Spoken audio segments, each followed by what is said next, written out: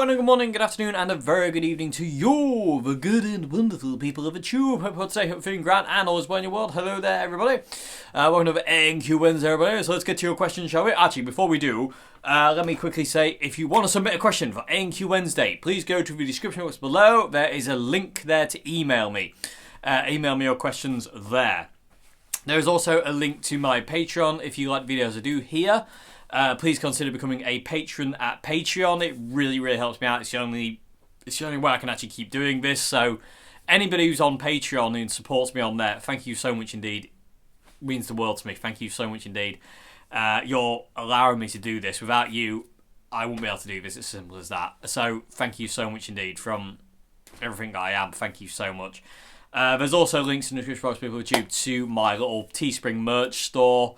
And there's also links to my Bandcamp as well. Please go to my Bandcamp as well. Check out some of the albums. Please consider buying an album as well. That really helps me and my band out as well. So, anyway, without further ado, let's move on to question 1 today. So, question 1 today is, have you ever bought a guitar or anything on Denmark Street in London? No. When I lived in London, basically all my money that I had, which wasn't a lot, went on rent because I couldn't afford anything else. I mean, in all fairness, it wasn't the best period of time in life, to be honest with you, my time in London.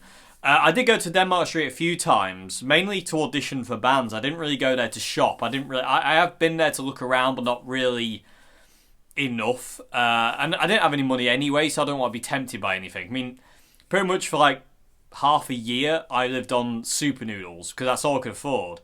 I could have like super noodles for breakfast, dinner and tea. Different flavours. So much so now every time I see them. Like every time if I'm like in a supermarket and I see super noodles, I get kind of like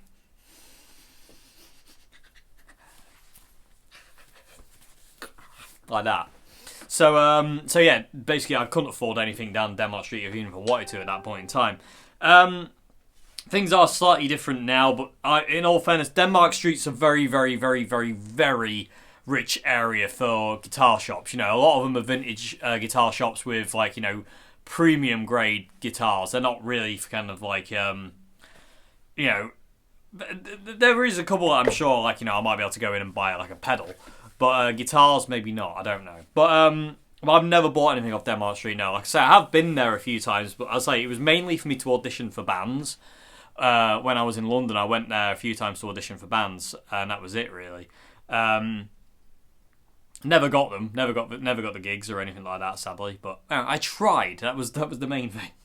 But no, I've never bought anything off Denmark Street. Always far too expensive for me back then when I was in London. So, hope that's a question. I'm gonna move on to question 2 now.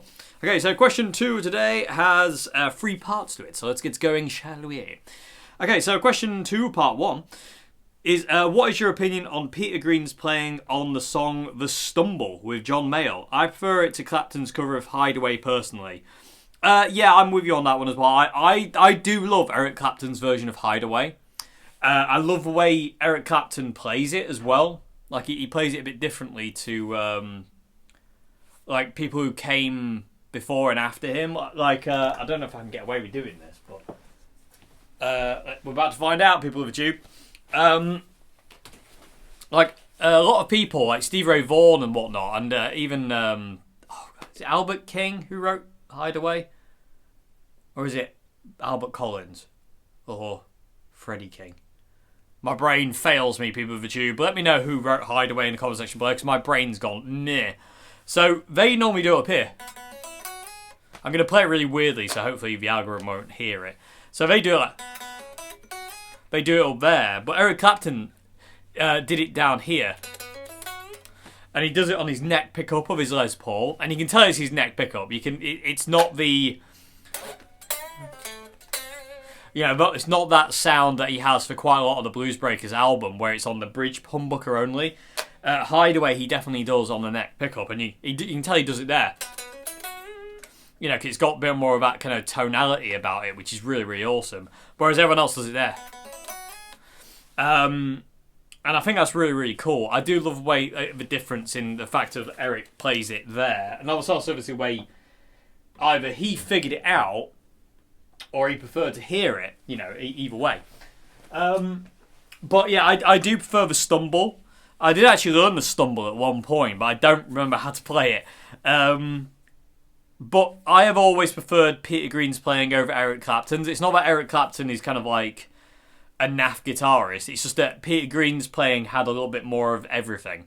You know, had a little bit more kind of feel. I prefer Peter Green's tone as well. Like Mr. Clapton's tone was very kind of like unrefined, whereas when Peter was in the Blues Breakers, it was very refined. You know, especially So Many Roads. Peter Green's tone on So Many Roads makes me just want to, like, you know, ascend. It's just heavenly in every shape of that word. It's just amazing. So Many Roads, people too. Blues Breakers. Check out Peter Green's tone. It is to die for.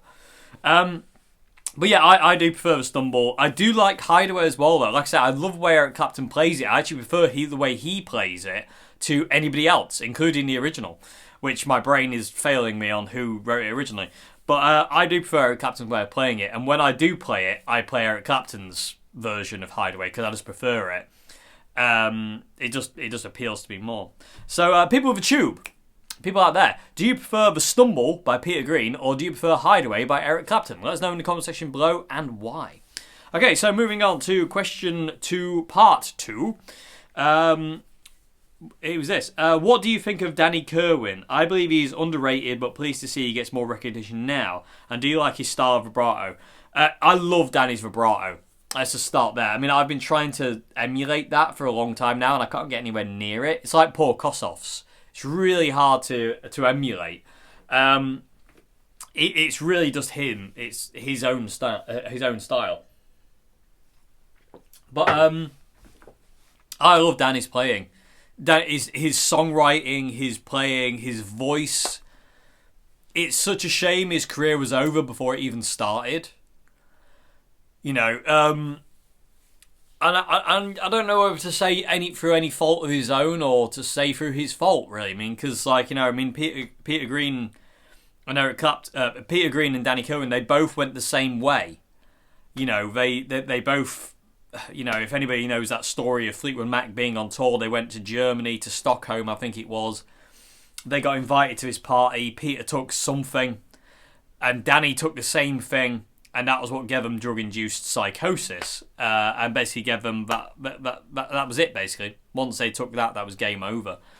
You know, it destroyed Peter and it destroyed Danny because after Peter left, Danny became like the lead of Fleetwood Mac. He became the main kind of guy in Fleetwood Mac. And I remember, like, there was a story, I forget if it was Mick Fleetwood or John V who said this. Danny had recently bought a black Les Paul Custom, Black Beauty, free pickup. And there was a gig or something, they were doing a gig, and it was either before or after, I forget exactly. And he's just lost his mind and smashed the guitar backstage, just annihilated the guitar, smashed the backstage area, and that was kind of it, really. He kind of quit after that. That was the last he ever did. That was like pretty much it after that. And it's such a waste. It's such a waste, and it's such a shame to think that, like, you know, this amazing guitarist who was 20, 21 at the time, if that, that was it. That's all he had. You know, because of, well, basically that decision of going to that party that night and taking whatever it was they took. And it's just like, I feel robbed personally. Same with Peter, to be honest with you. I mean, we were robbed of Peter Green and Danny Kirwan in their primes through the influence of drugs. And I can't think of any way, shape or form that's a good thing. It isn't, you know, and this is what always annoys me about, like, you know, if you want to do, if rock stars want to do drugs and they want to do this and that, fine, go for it, fill your boots. But you're robbing the world of your talent. You know, I always feel really upset about Jeff Buckley. Jeff obviously didn't die due to drugs. He died, you know, he went swimming in a river he shouldn't have gone swimming in. And it was a silly decision on his part, but I feel robbed because we only have Grace, which is the only full-fledged fleshed out album of Jeff's. The rest, the rest we've got are just ideas. They're just demos. So it's hard to kind of know where he would have gone. And the same thing goes for Peter and Danny. It's like, where could they have gone? What would have been the next move for them if they had actually maintained their mental stability? If they could have maintained their mental stability, who knows? But it's just really sad. It's really sad. I mean, it is nice that Danny gets some of his bit more recognition now, but it's kind of a little, it's a little too late, really, considering he's not with us anymore. As far as I know, Danny was homeless for a lot of his life. He spent a lot of his life homeless and didn't really. Was reclusive. He was a lot like Peter. Peter went the same way. Peter grew his fingernails long so he couldn't play guitar, and just basically became dishevelled and kind of homeless, really, until people took him in. And I don't think really Danny never really did much. He didn't do anything, actually, come to think of it. I mean, or if he did, I don't know about it. And it's just really sad. It's just really sad because he had so much ahead of him. He had it all ahead of him. And just gone like that in an instant. And it's just heartbreaking. I just can't even. It does, it gets to me. It really gets to me, People Tube, that does. It's a terrifying thought that just one instance in your life can just either it can just take everything away or it can give you everything. It's a terrifying thought. It really is. And in all fairness, it's one of the kind of few things that actually terrifies me about life is how you can be so far where you want to be, and one decision can just ruin it and just take it all away. It's terrifying, absolutely terrifying. And Peter and Danny are great examples of that. They were at their prime at that period of time, and in the early 70s, and just through, like I say, who knows, a fault of their own, pressure, stupidity, who knows? I mean, who knows why they did what they did? They took what they took, but I mean, you hear accounts from people like Jeremy Spencer who were there as well that night. And Jeremy said it was just weird. It was just weird. And there was just lots of strange things going on there. And even he said there was no way he was going to take anything in that house. And I seem to remember him saying something about their road manager crying. About how weird the place was and stuff like that. And like I said, it was just really sad that Peter and Danny never came back from it. That was it, really. And I think it was... I think it's John McVie who still holds a massive grudge against people who did that to Peter and Danny, and I don't blame him because I would as well. They took them, and basically that was it. They didn't come back, and I don't blame John McVie for going big words, basically. Because they are they for what end? For what end there? What were they hoping to achieve? But at the same time, there is a slight weakness on Danny's and Peter's part because they followed whatever these people said and they took whatever they told them to take and they didn't think about what they were doing. And it's just it's just an accumulation of things that just makes me furious. It's so heartbreaking. It really is. It's so hard to kind of to express it, really. I mean, there is no way of expressing it. It's just hard work. But anyway, yeah, but coming back to Danny's guitar playing, my God, that man was talented. My God, was he an amazing guitarist. He really was stunning amazingly player. He really was. And again, it's just sad, really. It's really, really sad. Okay, so he does deserve more recognition, but again, there isn't enough of him. It's it's funny in the music industry. It's kind of either you don't live long enough or you live too long. To be well known, it's kind of you have to live the right amount of time, otherwise you're not going to get remembered, so to say. Otherwise you just fade into the background. But if you die too young, you're not going to get remembered. If you die too old, you're not going to be remembered. Well, in some people's cases, anyway. I don't know, or you disappear too young or whatnot. I don't know, peak too early.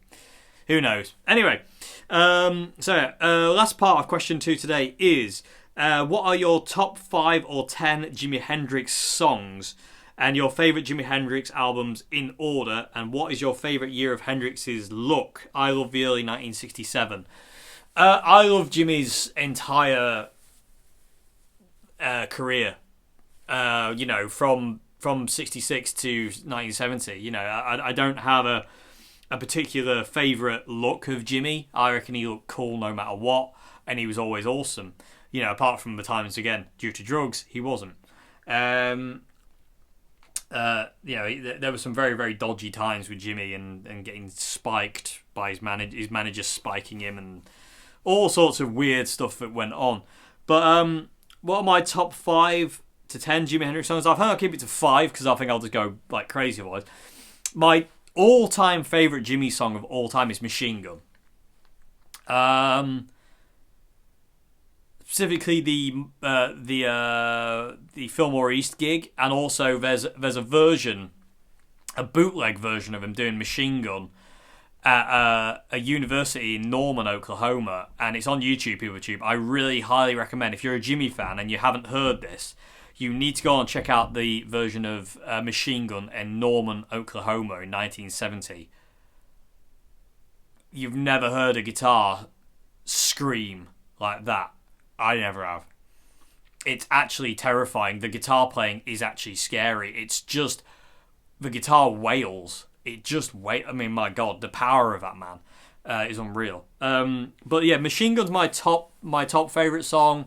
There's One Rainy Wish. I love One Rainy Wish. 1983. 1983 is probably my second favourite Jimmy song of all time. So it's probably like goes with Machine Gun, 1983, One Rainy Wish, 51st anniversary, is that? I think that's what it's called. Again, my brain's failing me today, people. I feel really tired today, so I can't think straight. 51st anniversary, which is just an amazing song off the first album. All Along Watchtower. I've always loved All Along Watchtower. How many is that? It's about 4, isn't it? I don't know. There's so many. Spanish Castle Magic. Are You Experienced? These aren't in an order now, people assume. But my top 2 are definitely Machine Gun in 1983.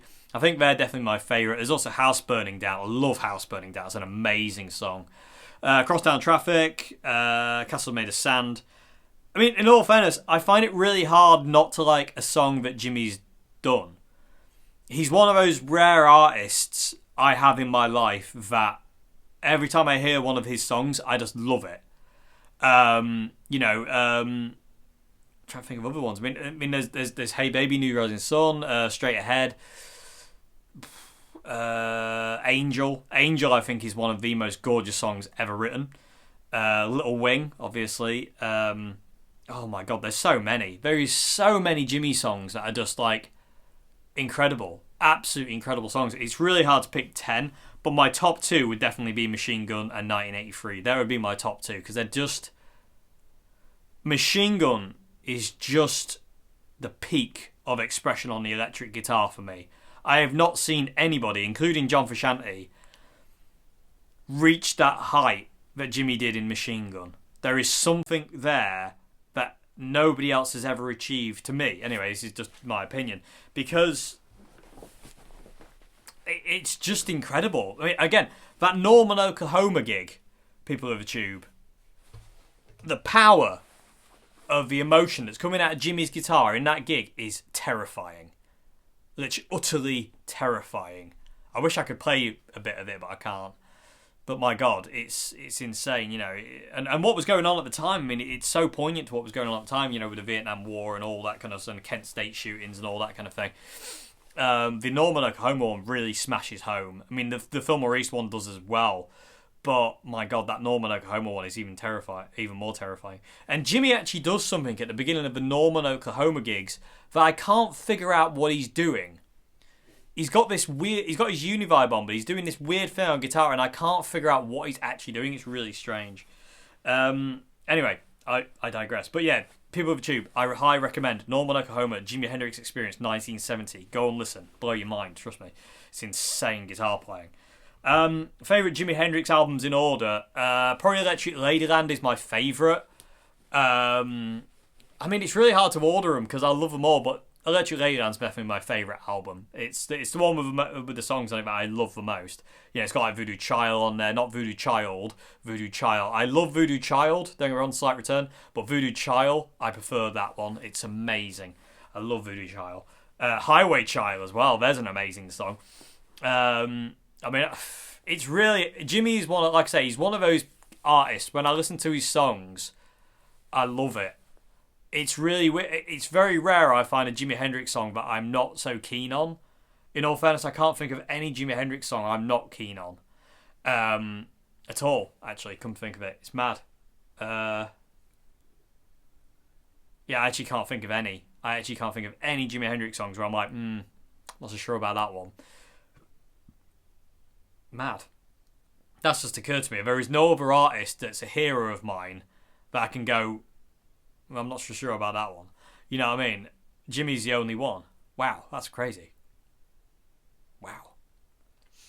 Anyway, but yeah, that'd be kind of like thing I say. My top album, it's hard to order them into kind of like, you know, a top favourite kind of thing. Because there's so many of them. I've got so many of Jimmy's albums. I've got so many Jimmy bootlegs.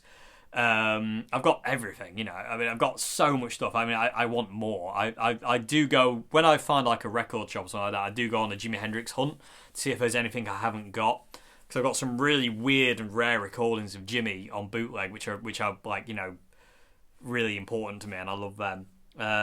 But yeah, it's really hard to order, like, you know, what are my top 5 to 10 favourite songs, because after Machine Gun and 1983, I don't really know where to go there, because I love them all. And the same thing with albums as well. Electric Ladyland is my favourite by far, but I still love the others. I love Are You Experienced, New Rising Sun. There's so many, you know. Axis Boulder's Love. It's hard to go, that's the one. Yeah, it really is. But yeah, anyway, so I hope that's such a question, and move on to question 3 now. Okay, so question 3 today is... I'm thinking about a gigging amp. Right now, I've been playing about with my interface and Apple Mainstage, but the feeling isn't the best. The band I'm in is playing up to 250 people right now. I played some tube amps in a local music store, and I really like the Rockerverb. But if I get the Rockerverb, I don't have much money left. Do you think it'd be smarter to get the CR120 or the Super Crush 100 and a couple of pedals instead? I mean, if you're set on Orange... then yeah, I would say go CR120 or Super Crush, depending on which one you prefer. You want to try both. Like I say, the CR120's got a little bit of a darker sound, but takes pedals better. Whereas the Super Crush is a bit brighter, but doesn't take pedals as well as the CR120, in my opinion. But if you can try both, try both. I mean, they're both kind of like in the DNA of a Rockerverb anyway. So if you like the Rockerverb, I would kind of like believe that you'd probably like the CR or the Super Crush as well.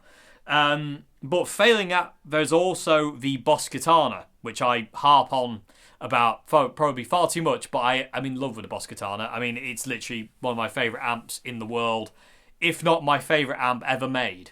To be honest with you, I don't know if the Boss Katana Artist is it is my perfect amp. The Boss Katana Artist is, but you know, it's because it's just everything in one. It's insane. Anyway, but think about the Boss Katana as well, because you'll have all the inbuilt stuff, and if you get the K switch, the foot switch with the amp, you can kind of like pretty much do I mean, the mental thing I find with the Boss Katana Artist, or even the Boss Katana, is I can happily go to a gig, and I have done, go to a gig with that and a wah pedal and get through the entire gig without missing an effect. It's crazy. And again, with the Tone Studio, I mean, you've got infinite tone shaping with that thing. It's incredible. But yeah, try CR120, try the Super Crush, see which one you prefer. Try it with like, some of your favourite pedals, and also try the Katana. Because again, I just cannot rave enough about the Boss Katana. I really cannot. It is literally... Boss just went... Whee! Absolutely smashed it. When they came down to Katana, they really nailed it to they really did. They nailed it to the bloody fence post and drove a nail right through it. It's amazing.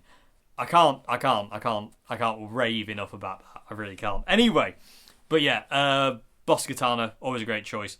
But yeah, try the CR120, try the Super Crush as well. Also, people with you, I'm gonna have to get the new Marshall MG Gold as well at some point because I'm really curious about that one. Marshall MG coming in soon, hopefully. So, well, maybe in the next couple of months. I don't know if I'll be able to afford it in January because January is the broke month because everyone's broke from Christmas. I know I am. Anyway, but yeah, hopefully at some point in the next couple of months I'm going to get the new Marshall MG Gold head. I want the head and see what it's like because I'm very curious. Anyway. But yeah, try both and see what you reckon, and also try the Katana, see where you go. Is there anything else I need to say? No, there isn't. No, that's it. Okay, so moving on to final question of the day. People choose question 4 now. So, question 4 today is: have you ever tried the Vox Cambridge 50? No, I've tried a Cambridge, but I think it was the smaller wattage version. I tried it in a guitar shop local to here in Worcester during the summer. Me and Queenie were out and about in Worcester, and we went into this guitar shop and we were playing around, and I played for a Vox Cambridge there. I can't say I was overly impressed with it, if I'm being perfectly honest. It wasn't really an amp that I would buy. It was alright, but it wasn't really for me. But funny enough, like I have been offered a Cambridge, a Vox Cambridge to buy, but I don't know if I'm going to, because I don't know. I've kind of got my Vox amps at home. I've got my, the Vox Escorts, and I really love the Escorts. I've got the lead and I've got the bass. I've got I've got the whole set basically. And them to me are kind of like perfect. The bass amp is clean all the way to the top, great for pedals. And then the Vox lead, the Escort lead, you dime that thing and you get the most awesome Vox overdrive ever. It's just immense and it's solid state and I love it. I know the Cambridge is as well. Or is it Cambridge Hybrid? I forget. But I've tried the small version, but I've never tried the 50. No, I've never tried a bigger wattage version. Maybe it's better. I don't know. Maybe in the future, though. Maybe in the future. If I can get my hands on one to try, or if I actually do end up going for this one that I've been offered, maybe... I don't know. Maybe if I like it, I'll do a video on it, and if I don't, then you'll never see it. Basically, is what's going on there. Because again, I don't really like doing negative reviews on things because like sometimes my opinion isn't valid to you. Well, pretty much all the time, my opinion isn't really valid to anybody because everyone's got their own minds. Everyone's got their own feels and what they want and this, that, and the other. And for me to go, I don't like it, so you shouldn't, is wrong. Just because I don't like it doesn't mean you shouldn't go and try it. It's just, it comes down to personal preference. There's a lot of things I don't like and will never appear on this channel just because I've tried it and it never really worked out for me. So that's the kind of thing there. But it doesn't mean just because I don't like it doesn't mean you shouldn't. It could be your dream thing. You never know. So just bear that in mind, people with YouTube. And the same thing goes for any reviewer on any platform, YouTube, websites, forums, whatever. Just because somebody says it's rubbish doesn't necessarily make it so. Just because they don't like it doesn't mean you won't. The Marshall MG, which is again one of my favourite amps of all time. I mean that was classed and still is classed as garbage to a lot of people, but to me it's just the most perfect amp. It gave me what I would consider like I know it's not really my sound yet, but it's given me that leg up to kind of like figure out what my kind of where my sound kind of lies, and also my Marshall MG, my first one, the Fish. That's the amp that I gauge all other amps by. If I play for an amp and it doesn't match up to that MG, I am not interested in it whatsoever. It doesn't matter what it is. If it doesn't match up to that Marshall MG, I'm not interested. Same way as if guitars don't match up to my white Strat, Mr. White here, I'm not interested. It's just the way it goes for me. It's just the way it's always worked for me as well. But yeah. But no, I haven't tried the Cambridge. I will at some point, I'm sure. I do like Vox amps. But I really want a valve reactor. I want the AC30 valve reactor. That's the... If I'm going to buy a Vox amp personally, it would be that one. I don't think I would go for a Cambridge just because I wasn't wowed by the one I played through. Fair enough, it was a small wattage one, but I didn't really get on with it. It just didn't feel right. But I really want the AC30 valve reactor. And again, at some point, people I'm going to get one of those when I can find one and afford one. One came up for sale actually kind of like last year-ish, about October time here. but I couldn't afford it at the time. I had no money to buy it at the time, so bugger was the word there. But it's okay. I'm sure I'll find one at some point.